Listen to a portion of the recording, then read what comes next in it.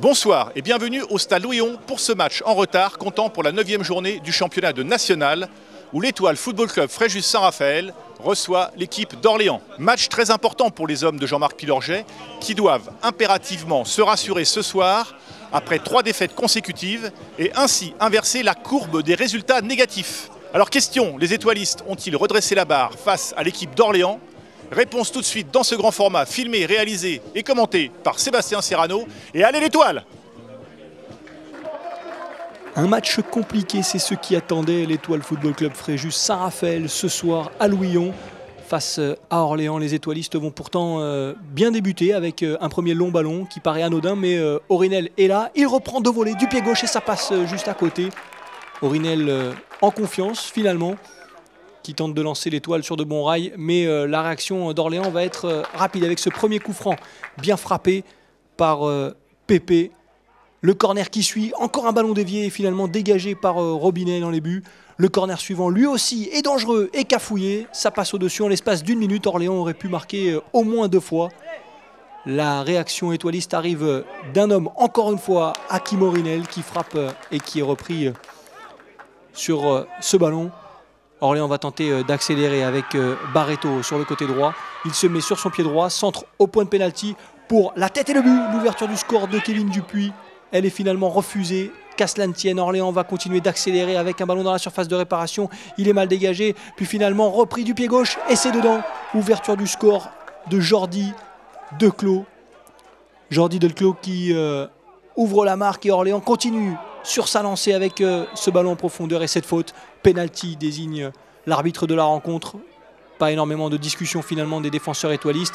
Et la transformation, elle est réalisée par Kevin Dupuis. Cette fois-ci, le break est fait. Orléans mène 2-0. L'Étoile, en manque de confiance, tente tout de même d'aller de l'avant avec Mtir à l'entrée de la surface de réparation pour Cyril Aignon. La frappe, elle est contrée. Le gardien repousse Ben Méziane. Et le manqué incroyable de Ben Méziane. Il se prend la tête à deux mains. Il a raison, il est déçu. Il aurait pu relancer ce match juste avant la pause. Au contraire, ce sont les Orléanais qui vont accélérer avec un nouveau ballon entré de la surface de réparation. Le plat du pied et le 3e but, c'est terrible. Mais cette fois-ci, Kevin Dupuis assomme l'Étoile. 3-0, la dernière occasion de cette première période avec Aurinel. Le coup franc est dévié, il passe à côté. Mais ce sera trop peu pour inquiéter les Orléanais. Au retour des vestiaires, Orléans continue de pousser un nouveau ballon dans l'entrée de la surface de réparation avec ce sauvetage d'Mtir. Et c'est finalement dégagé, mais l'Étoile n'y est pas. C'est compliqué une nouvelle fois. Le temps passe et finalement ce sont les joueurs d'Orléans avec une nouvelle fois Pep qui frappe, il est contré et ça passe au-dessus. Très actif Pep qui manque le cadre sur ce coup-là.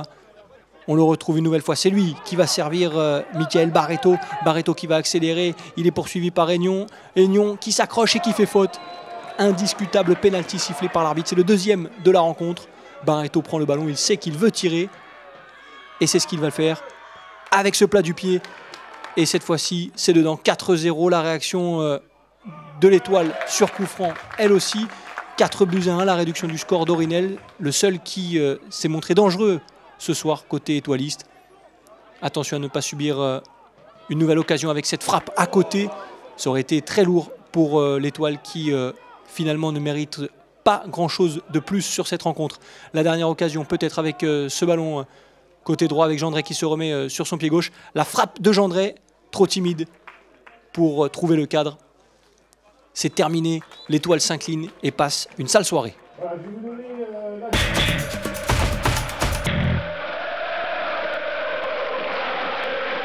Voilà avec Cyril Aignon. Alors Cyril, une sale soirée pour l'Étoile. Hein. Ce soir, une défaite qui en plus ne se discute pas. Oui, première mi-temps, on prend 3 buts. Je pense que c'est mérité. Bon, voilà, c'est une sale période en ce moment. Va falloir se remobiliser pour déjà premier match. Penser à ce match de dimanche en Coupe de France. Il va falloir gagner pour se remettre en confiance. Et ensuite essayer d'enchaîner 2-3 matchs en défaite et essayer de renouer avec la victoire le plus vite possible.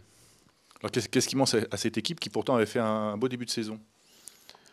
Qu'est-ce qui manque? Je pense que on a les occasions de temps en temps, mais on ne marque pas. Puis je pense qu'on est dans une spirale un peu négative. Il y a rien qui nous réussit.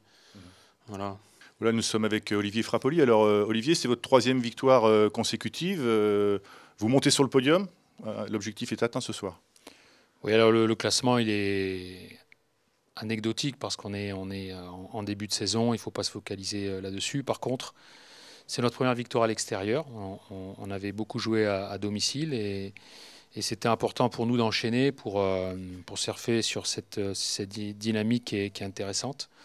On sait que si on veut s'inscrire dans un championnat dans le bon wagon, il faut cumuler des victoires. Donc là, on a fait la passe de 3, et ce qui est vraiment intéressant, et en marquant des buts. C'est aussi le projet qu'on a voulu mettre en place en début de saison. Donc c'est bien quand on peut allier le résultat et la manière.